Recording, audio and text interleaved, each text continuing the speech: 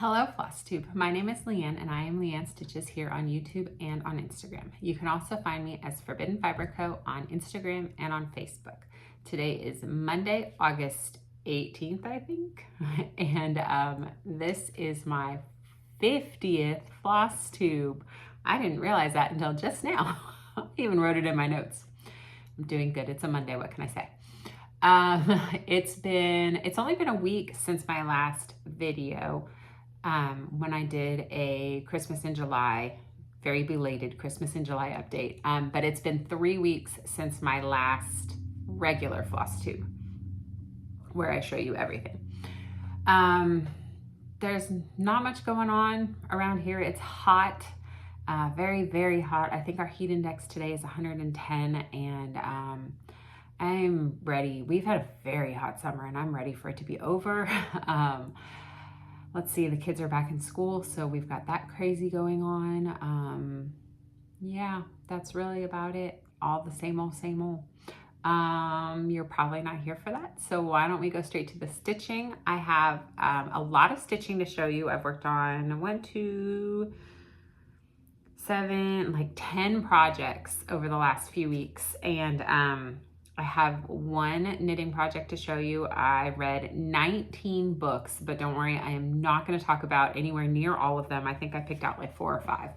And I have some shop updates, and I have a little birthday sal that I want to do next month. I mentioned it a couple of videos ago, and I just wanted to talk about it again.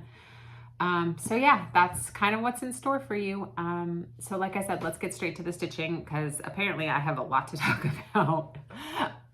The first thing I'm going to show you, as always, is Marble Heroes. I bought this pattern on Etsy. It was by a popular cross stitch, but they are no longer a shop on Etsy. I'm not really sure where you can get the pattern now. I'm stitching this for my husband. It was supposed to be a birthday or Christmas present many, many years ago. I started it in February of 2020, and now it is my daily stitching piece. I try to get 50 or more stitches a day on it with a goal of finishing by next Christmas. So here is where I'm at.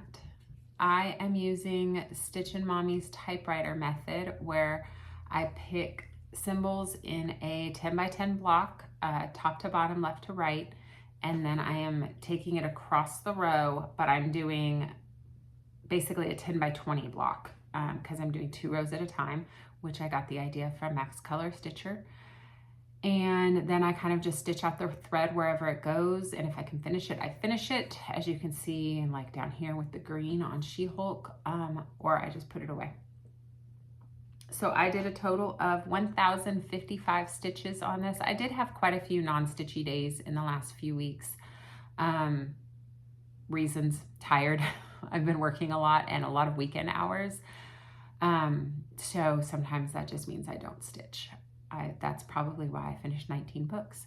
Anyway, I worked in this section over here, and there were a couple of nights where time was short, but I definitely wanted to stitch. So I will take this dark color, which is 939, and I'll just take a strand of that, and it usually will get me about 60 something stitches in a very, very short amount of time. So that's why sometimes you will see that pulled down further than the other places. So yeah, I now have completed 74,342 stitches out of 105,200, and I passed the 70% mark, and I'm at 70.67%. I think that if I keep up my 50 stitches a day, I'll be at around 75 or 77% by the end of the year, which is exciting. The next piece I have to show you is Sleigh by Praiseworthy Stitches. And this is another daily stitching piece. I focused on this for Christmas in July, if you didn't watch any of my Christmas in July updates. This was my focus piece that I stitched on for several hours every night. And now I am back to stitching a daily 30 or 30 minutes a day. And I'm still making some good progress, and I'm very excited about what's going on here. Let me see the best way to show this. I am stitching on this house. I finished up this section. Well, I mostly finished up this section. I can't remember where it was when I showed it after Christmas in July, but I know I stitched on this pole and I finished out the snow. And then I started working on the house, but one thing I noticed as I was finishing up this section is that I messed up somewhere, and I think it was the snowman. I think I placed him one stitch down too far. So then the steps of the house are one stitch down too far. You can kind of see where I've got an empty row there.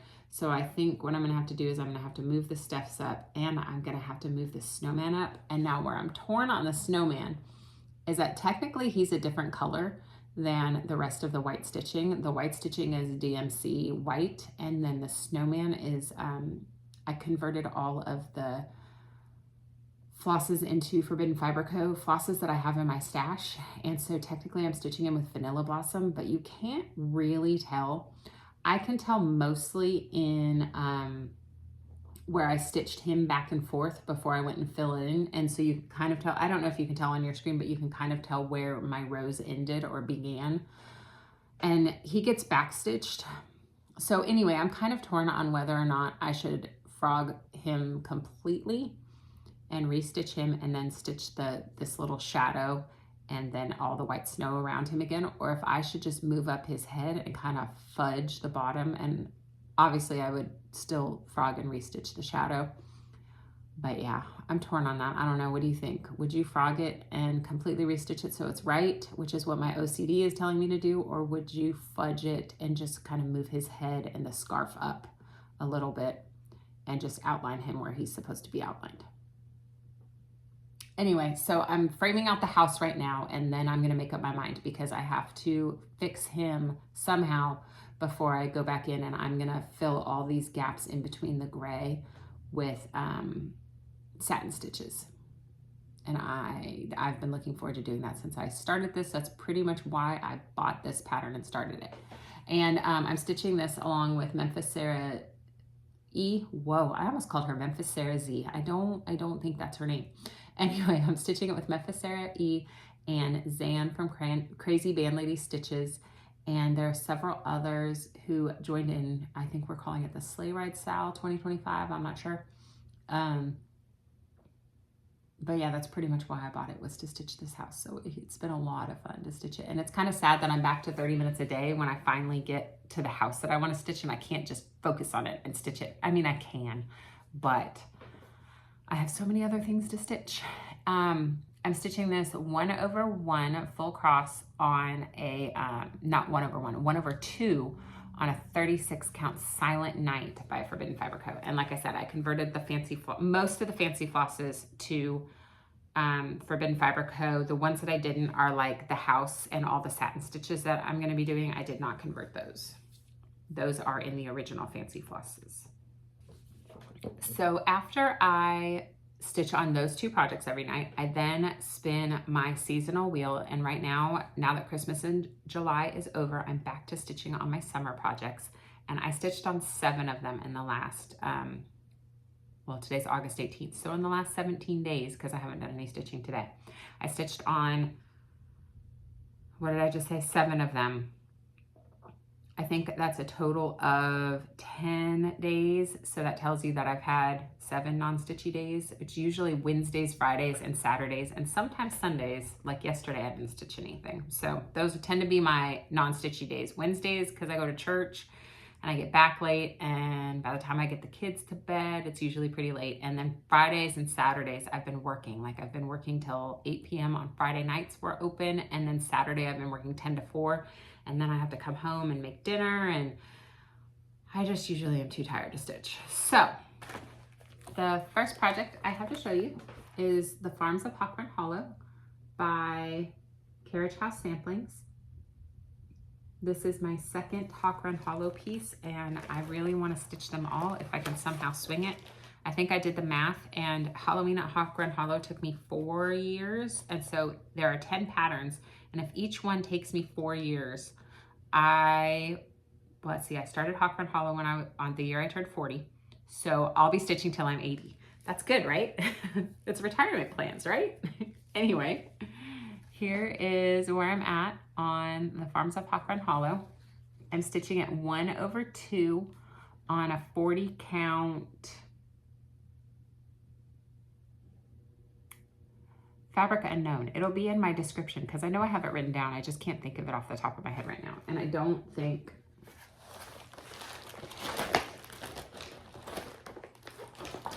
I was not smart enough to put it in my bag. So I honestly don't remember what I stitched. I don't even remember what I stitched. I might have stitched some of the cows. Oh, I think I stitched this green fencing in there. Is that fencing? No, it's just green detail on the grass that the cows are walking over. So yeah, I didn't get a lot done. I only stitched on this one day, so it only got about 30 minutes. The next piece I have to show you is Consider the Lilies by, I'm doing good today, can you tell? It's by Beth Twist. It's Heartstring Samplery. Here is where I'm at, and I have been stitching in this flowered vase. I filled in this tan, and then I started on the greenery for that will serve as the base of the flowers. I did make a mistake on this. It's this whole vase is 1 stitch over too far this way, because if you can tell, this handle is narrower than that handle, and I messed it up sometime back in June, and I had finished the whole thing before I realized it, and I just wasn't about to fix it. So I think what I'm going to do is I'm just going to have to I have one more word here. It's toil nor spin, and then I get to the end border. And so I think the next motif over, I'm just going to make sure it's centered correctly over the next word, and hopefully that will balance it all out. And I'll just have to make sure to not place any other motifs based on this one, if I can remember by the time I get to it, and just place it based on the other things. So yeah, I love working on this. Once upon a time, I tried to make it a focus piece where I was trying to stitch a page a month, because there are a lot of pages. It's a big sampler, but I'm just glad to put some stitches into it this year, even if it's not very many. I'm stitching this 2/2 on a 28 count. It's basically Love Potion in the Forbidden Fiber Co shop. It's got a little bit of brown to it, which Love Potion doesn't have. But I never dyed it for the shop because it was so close to Love Potion. The next piece I have to show you is Summer Montage by Janet Stever. It is charted by Pain Free Crafts, and I believe I saw on someone's FlossTube, I can't remember who, that they said that they're actually retiring these pieces. So if you want to grab these, the seasonal montages by Janet Stever as charted by Pain Free Crafts, you need to grab them, I think, in the next week or so. They are available elsewhere. I think, I can't remember the name of the company, but they are available in smaller pieces where they use more back stitching as opposed to like a full coverage, very detailed block stitch. Anyway, I did 252 stitches on this. I worked on it 2 days, and it's going to be really hard to see the progress because I'm stitching in these beige colors all along there. So I did 252 stitches, and I have a whopping grand total of 356 stitches done out of 147,900, and I am at 0.24%. I would really like to get some more work done on this. I think I'm doing this in the typewriter method too, where I'm starting in this block and I'm doing top to bottom, left to right, or left to right, top to bottom. I don't know. Anyway, I think one of the next colors I can pick is a green that will actually show some of the rows that's in this little block. But I really, it's 30 minutes or 100 stitches, and 100 stitches on this, which this is a 28 count, and I'm stitching 2/110 stitch. I 100 stitches is basically 1 thread's worth. So I'm really only doing 1 color a night when this gets picked right now. So I just haven't made as much progress as I would like. The next piece I have to show you is Beautiful Things by leann.stitches. And I am stitching this. Well, let me just show it to you first. I'm trying to get ahead of myself. I worked on this just one day, I think. Yeah, just one day. And I worked on this part of the flower right here. I got kind of bored of doing the words, and I still haven't fixed my pesky situation where I did not pull enough of the color that I am stitching those words with. So I haven't even remembered to bring the skein with me to work so I can see if I can find something that matches. But anyway, so I started working on that. And part of what I did, I only worked on this one day. And part of what I did was I finished my conversion. Well, I didn't finish it, but I pulled it a little bit further. So originally, I don't remember, I started this so long ago that I don't remember if I planned to do a full conversion to Forbidden Fiber co-flosses or if I was just going to convert the Fancy Flosses that Stephanie had chosen when she designed and just convert those to Forbidden Fiber and use the called for DMC for the rest of the colors. But I've kind of really been enjoying the conversion process lately that I've been doing through like Sleigh Ride, and I have so many leftovers from model stitches in my stash that I kind of feel like I should be using them. So I did a little more of the conversion. And so there's the color palette that I currently have on standby. I have a few more colors to pick, mostly I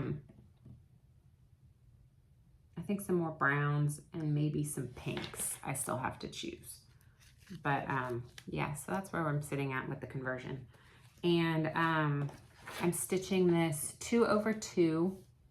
Yes, 2/2 on a 36 count. I'm gonna blank on the name just because I'm trying to film. I want to say Primrose, but I don't know if that's right. It'll be down in the description box because I know I have it written down, but I want to say Primrose. So yeah, that's that. The next summer project I have to show you is Around the World in 80 Days by RETM. This is one of their fantasy Quaker things that they're doing, fairy tale Quaker. I don't really know what they call the series, but I started this with Sarah from Memphis Sarah E several years ago. I'm doing a complete conversion to Forbidden Fiber co-flosses from DMC. Sarah and I stayed up late one night at market. I think it was my first market, and we pulled all of them. It's a scraggly old mess, but there they are. There's just so much beautiful color in this.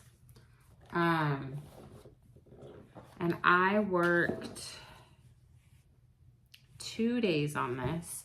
And I'm not sure how easy it's going to be for you to see my progress because I worked in this color right here and I did those triangles. And then I got kind of bored of that because it was so close to the fabric color that I went in and I did this flower. And then there's like a castle that goes around that. And the color is really not showing true. That's a little bit better.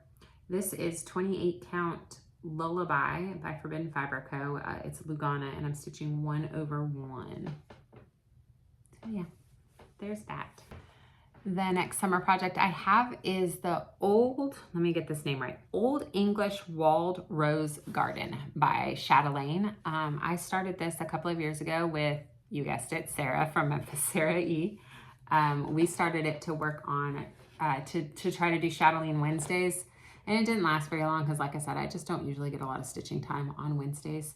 So I put it away for a long time because I was frustrated with the back stitching on this gate. Like, I got the gate in, but then when I went back to back stitch it, it was just so many quarter stitches and partial stitches, and it just is a maze. And I thought, you know, 2 years later I'd pick it up and I'd be like, oh, I'm so much more seasoned of a stitcher now, it'll be easy. And it's not. But I'm I'm plugging along through it. I don't know if you can see, but the back stitching is done in this more shiny silver Rainbow Gallery thread, and I have made it up to about there. I started at the bottom and I've made it up to about there, and the top is a lot easier to backstitch than the bottom. So what I'm doing is I'm backstitching until I get to an empty spot, and then I'm filling that in, and then I keep going with the backstitching.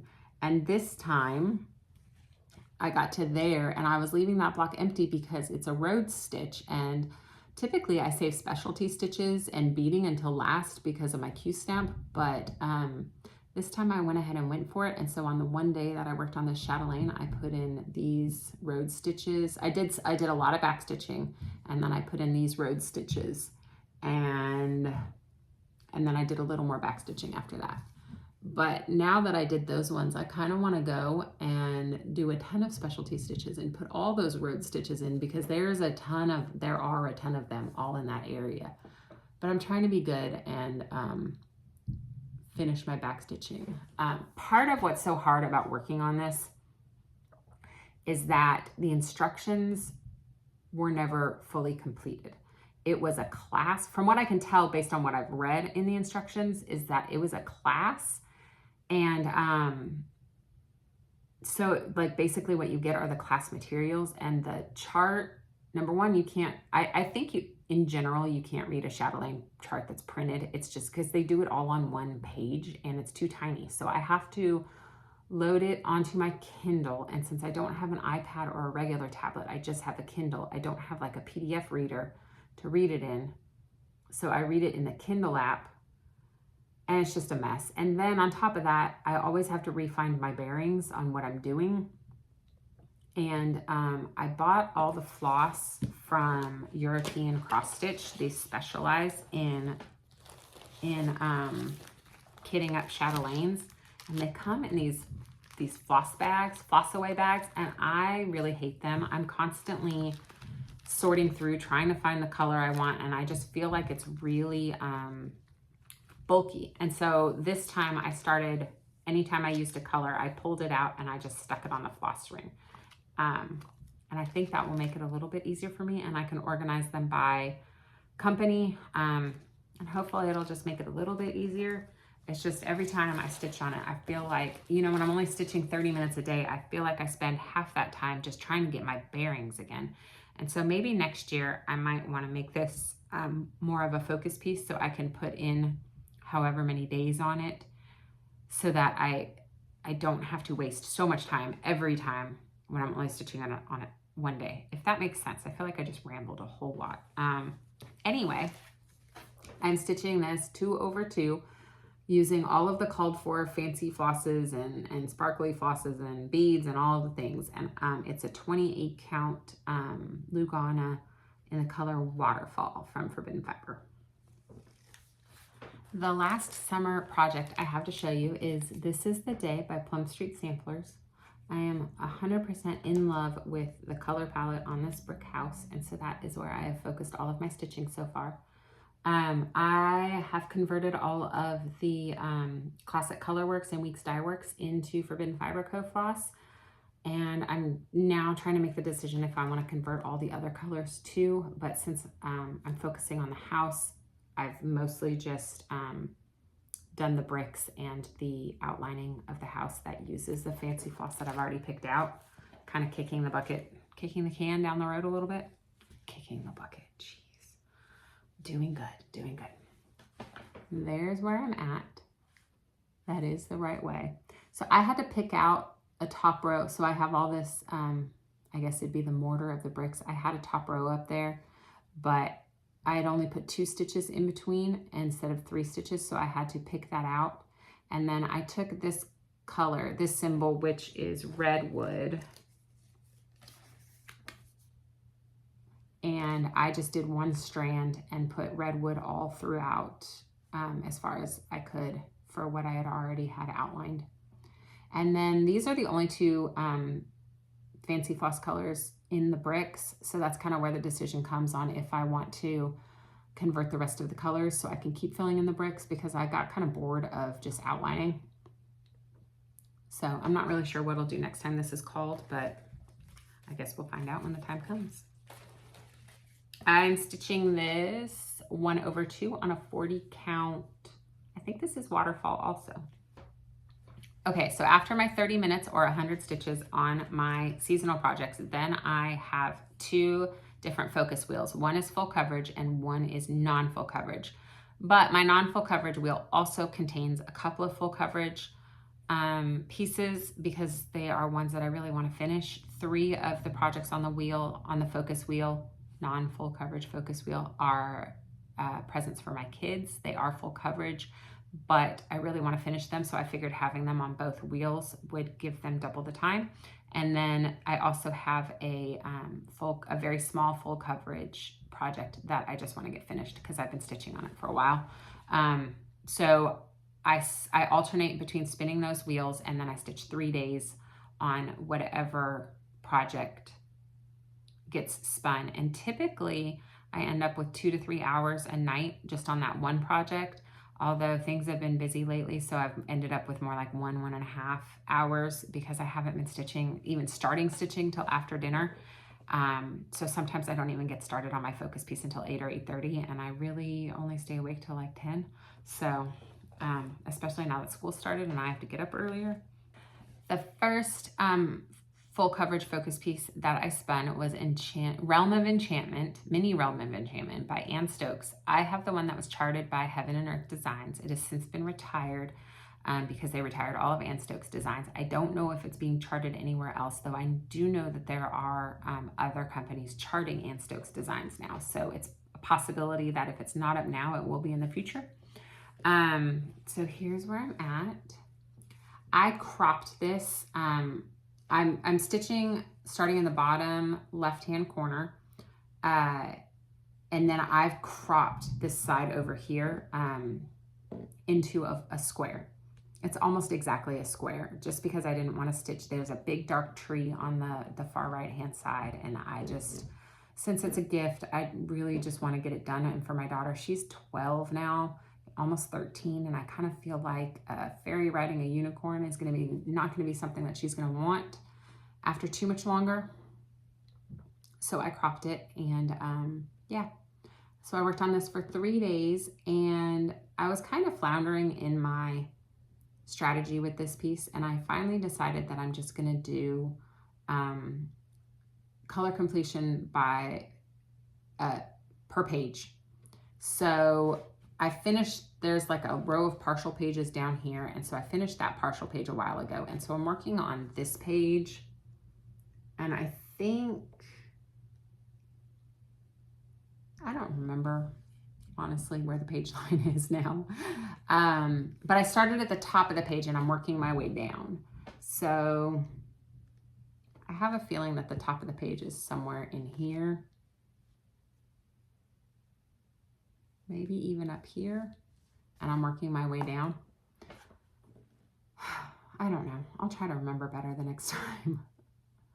I got a total of 1,453 stitches done on this, and if you include the pages that I marked as complete that I'm not going to stitch, I have 31,366 stitches out of 75,075 for a completion percentage of 41.78%. So I have about 44,000 stitches to go. It's still a lot, but it's 2 over 1 full cross on 18 count. And yeah. The next focus piece I had was the Beatrix Potter Quaker, and I can't remember who it's charted by, but I know that Stitchy Box Samplers is the one that re-released it. They bought the rights to it or something like that. I started this as a New Year, New Start a couple of years ago with a whole bunch of people who started it because I love Beatrix Potter, so I'm pretty much in on anything Beatrix Potter. And there is where I'm at. I'm stitching this 1/2 on a 40 count chosen by Forbidden Fiber Co., and I'm using the color Garnet. We had a misdye in the studio where one of the skeins got wound at the wrong circumference, so we went to go cut it. It wasn't a full yard length, so I just brought it home And now I have 400 and something yards of garnet floss. And it's not really my color, but it matches my office really well. So someday when it's done, I will hang it in my office.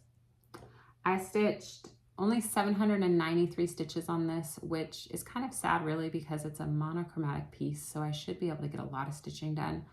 It was just busy days. I think it was the first week back at school, and I didn't get started stitching till really late. But I finished this motif here, and then I did this little one here, and I think I might have even did that right there. And I have a total of 2,892 stitches done out of 21,796 for a completion percentage of 13.27%. The last full coverage focus piece I have to show you is Anna and Elsa by Aurora CS. She now goes by Mama Piggy X Stitch, I think, on Instagram. I'm not really sure where her shop exists now. I think she has her own website, but she hasn't put all of the patterns up the last I checked. But that's where I got this pattern. And this is a gift for my daughter. She's 9. So again, I really want to finish it before she doesn't think princesses are so cool anymore. And I stitched on this for 3 days and I got 1,745 stitches done. And I have a total of 9,900 stitches out of 31,968, and it is 30.97% complete. So I'm a third of the way there. I started again in the bottom left-hand corner. When I started a lot of these full coverage pieces, I was trying something new, and I have since figured out I don't like it. I am a top right starter, top left starter through and through, or a middle starter. So what I've been trying to do is just,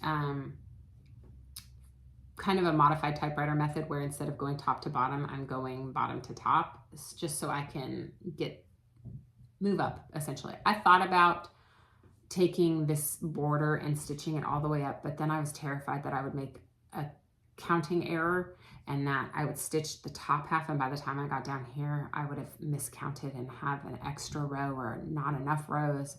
And so I decided just to stick with this method for now.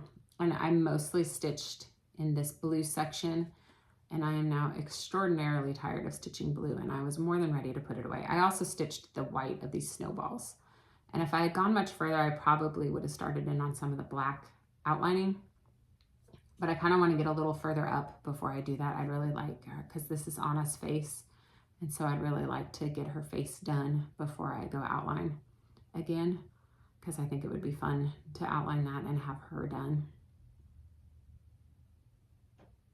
So that's all the stitching I have to show you for today. Like I said, it's quite a bit. It was 10 projects, I think I said. No, 7, 9, 12 projects. That's a lot.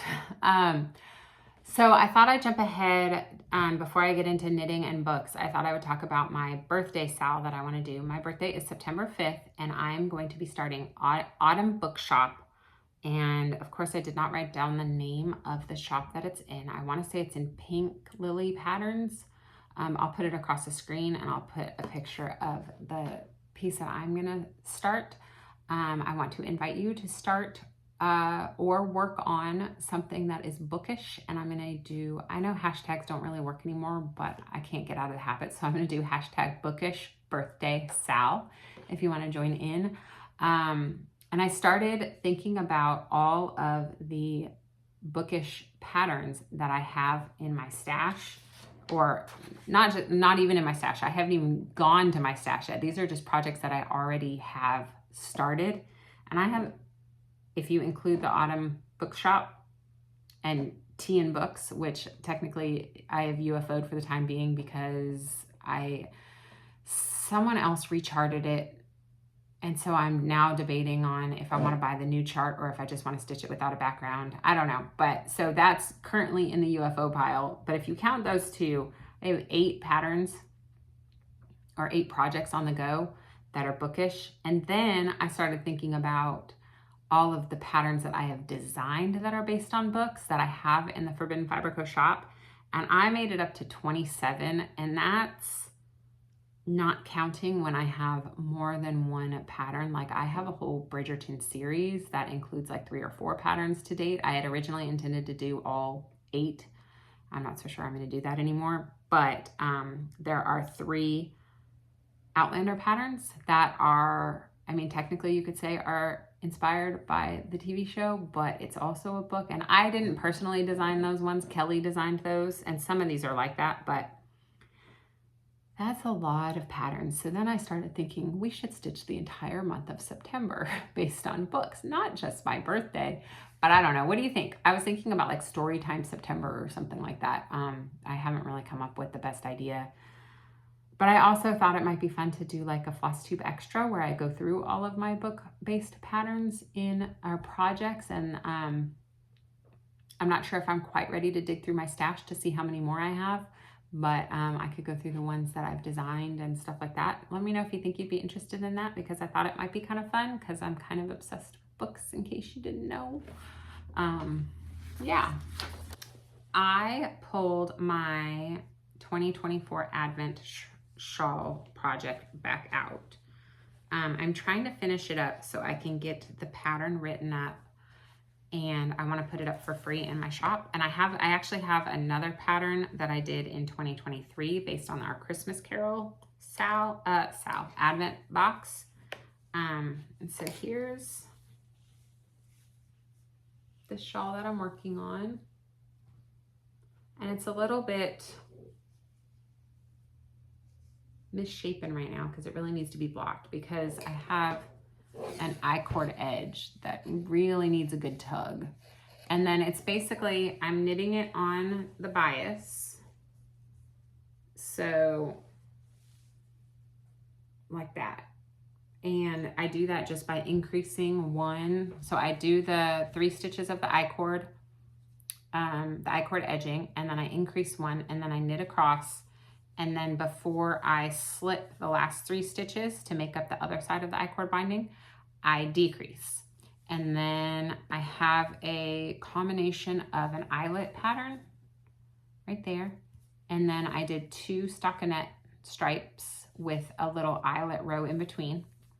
And then I did 2 eyelet repeats and then 2 stockinette repeats. And I've just been doing that. And I think I'm on color, let's see, 1, 2, 3, 4, 5, 6, 7, 8, 9, 10, 11, 12, 13, 14, 15, 16, 17, 18. I'm on color 18 out of 24 because the 25th color is my main color.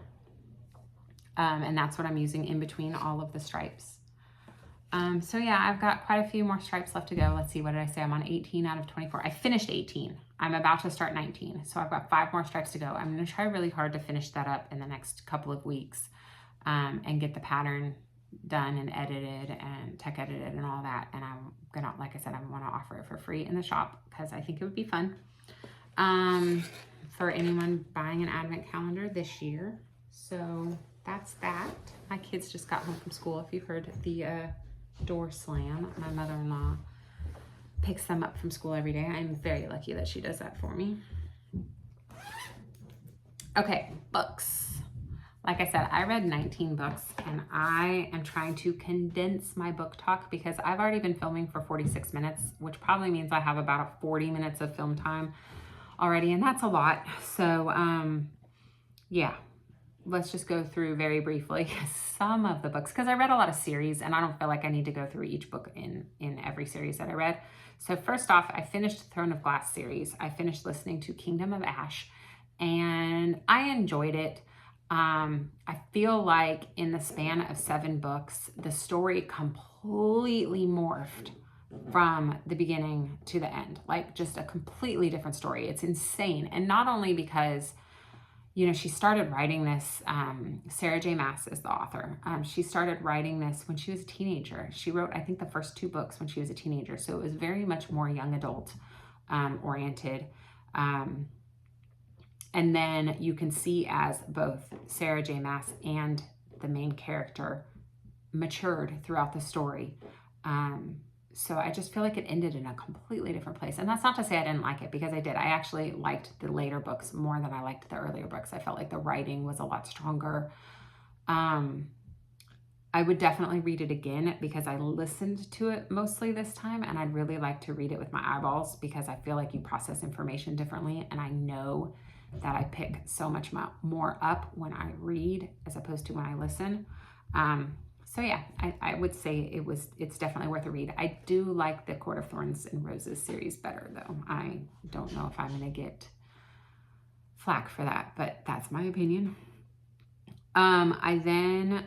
I don't know, I've been a little bit of all over the place with my reading. I kind of have started and stopped a lot of things, and I haven't necessarily put anything in the DNF or the did not finish pile. I just kind of tuck it away for a little while because, again, I'm a mood stitcher, I'm a mood reader, and I just haven't been in the mood for some of these books. So I picked up the Kings of Sin series by Anna Huang. I'm sure I'm saying that wrong. It's going to be a series of 7. There are 5 books released so far, and The King of Wrath was the first one I picked up, and that was my favorite of the series so far. I did read all 5 in very quick succession, but I have discovered that the arranged marriage trope is like my favorite. Not arranged marriage, fake marriage, any marriage of convenience, any of those. I don't know why I like them so much, but I really, really do. And I have also since learned that second chance romance, not for me. I just kind of get sad that they missed out on all that time together. But give me a good marriage of convenience and I'm sold. So this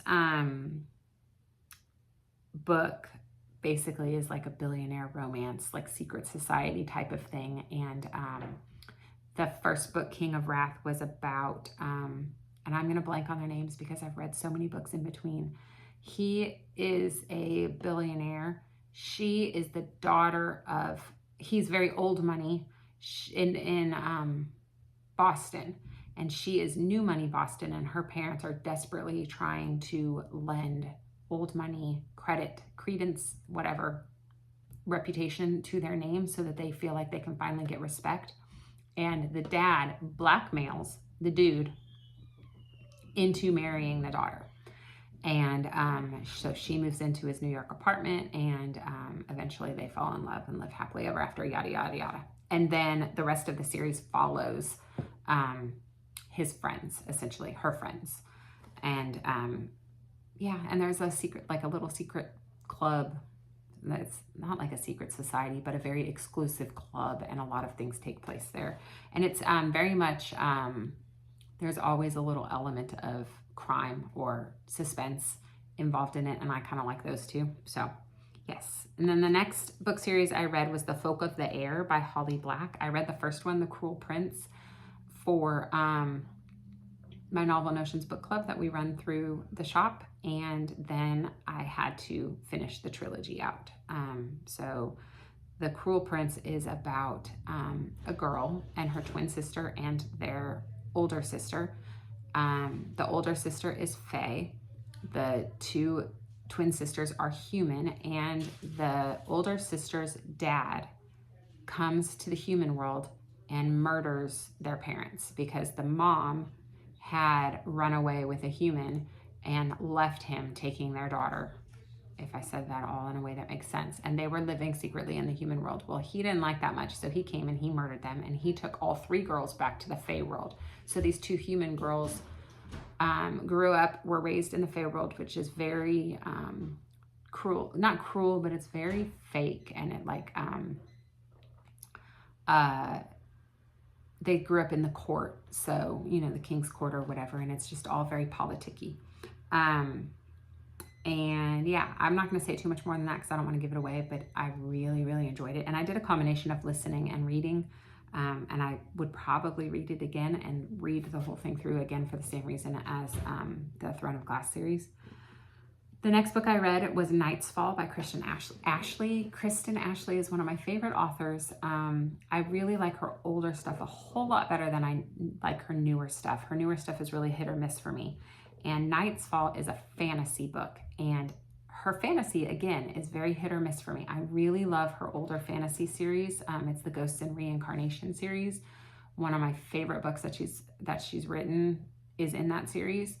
But then she wrote another series that I didn't love as much because it was in her newer style, but she surprise dropped this a couple of weeks ago on a Thursday afternoon, and I was kind of in a reading slump, so I was like, yes, I'm gonna pick it up, and I flew through it. It follows Prince Alexei, who is the true heir. It kind of is futuristic. It takes place in the future. There's lots of tech that we don't have now. Like they have things that you can set settings and this thing will like attach onto your face and do your whole makeup or do your hair or like pick out your wardrobe, Clueless style with a computer. It's pretty cool.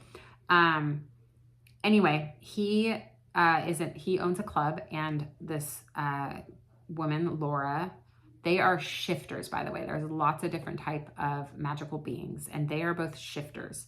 She is a costume designer, and her and her friends go to his club one night, and he is there shrouded in secrecy in this booth, and they find out they're mates. Well, and so he calls her to his booth, and she doesn't realize it yet, but he does.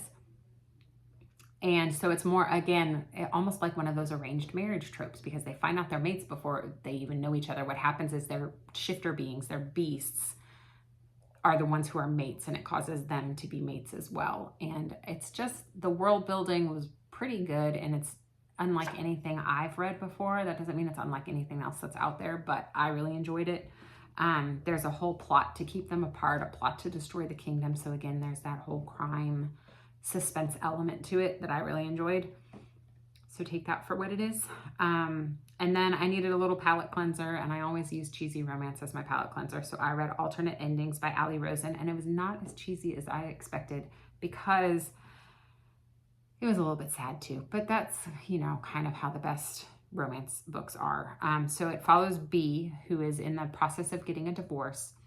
They share a son, and the husband moved into the basement apartment of their house in New York City, and his sister, who was living in the basement, moved up into the main house with B and her son.